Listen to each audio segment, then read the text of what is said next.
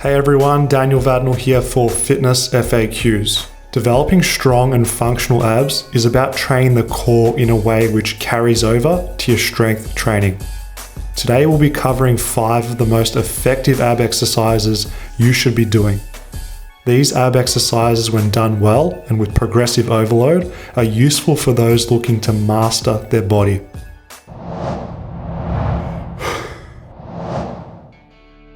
Let's begin this tutorial by covering the anti-extension based ab exercises. The dragon flag, the plank, and the hollow body hold. To prevent the lower back from arching, we need to engage the front ab muscles. Do this by pulling the ribcage down and squeezing the glutes.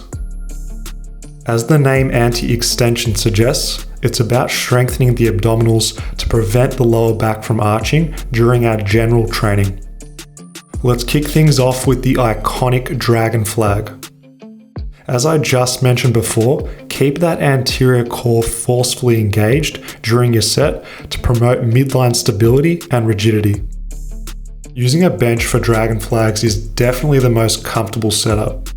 The padding's ideal because there's going to be a significant amount of pressure going through your upper back when you're doing these. With dragon flags, only the upper and the mid back should be in contact with the bench. Having the lower back elevated is going to place a ton of stress onto the abs. This is going to force them to grow bigger and also stronger in response. Dragon flags, when taken to the end range of motion, are a full body exercise. Make sure to grip the bench really hard and keep the legs straight. This is going to force the abs to stay rigid during your set. The small detail which is going to make a huge difference for your dragon flags is what's happening with the legs and also the trunk. The trunk should stay extended during the entire range of motion. What I mean by this is there should be absolutely no folding at the hips in a perfect form dragon flag. From the top all the way down, the legs, hips, and shoulders should be aligned.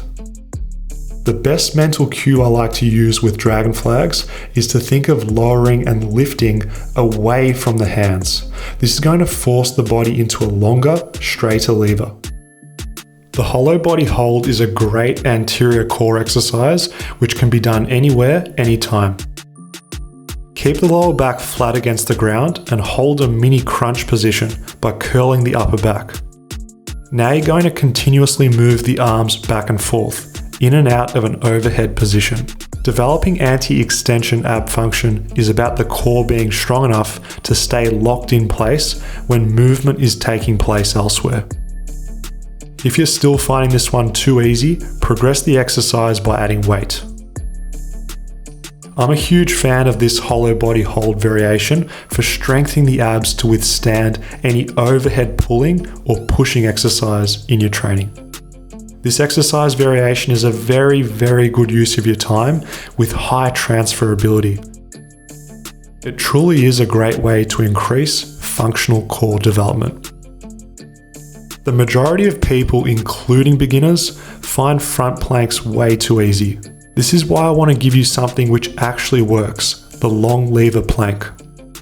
I want you to walk the feet away until your eyes are looking between your elbows.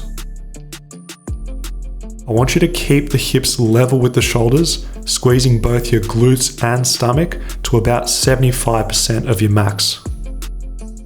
This exercise requires your full concentration and body awareness. You need to be constantly making sure to breathe and keep a tight body position. I stress the importance of this because our natural response is to relax and get lazy. Check yourself at all times for best results. It's useful for the strength enthusiast to be capable of creating a tight core combined with lower body movement. Let's head over to the park and take a look at both the hanging knee and leg raise. On the surface, the hanging knee raise is a pretty simple exercise. Hang and lift the knees, right? If we're keeping things basic, sure, that's all you need to do. But if you're watching Fitness FAQs, I know you want to apply perfect form to get the best possible results. Keep the back as straight as you can, and I only want you lifting at the hip and the knee. Lift the knees towards the chest, pause, and try and get a good contraction in your abs and also quadriceps. The pause coupled with a breath out at the top is going to fully recruit the rectus abdominis and hip flexor muscles. These include the iliopsoas and rectus femoris of the thigh. If you're finding this one too easy for high reps and perfect form, no stress, I've got you covered. This version is a progression beyond the knee raise, and it's a great introductory stepping stone for the straight leg raise. Once you've hit the top with maximal compression of the knees to the chest, extend the legs straight while keeping the knees up high. It's normal to feel the quads cramp because they're working hard to lift the hip and straighten the leg at the same time. This is exactly what we want. If you want to prevent swinging, I want you to keep the legs extended in front of the body at the bottom. This is going to keep those anterior abs working really hard. In terms of what to avoid, try and minimize how much you lean backwards. This technique's cheating because we're not actually getting true hip flexion. We're simply compensating at the shoulders to lift the legs higher. Our goal is to improve hip flexor strength.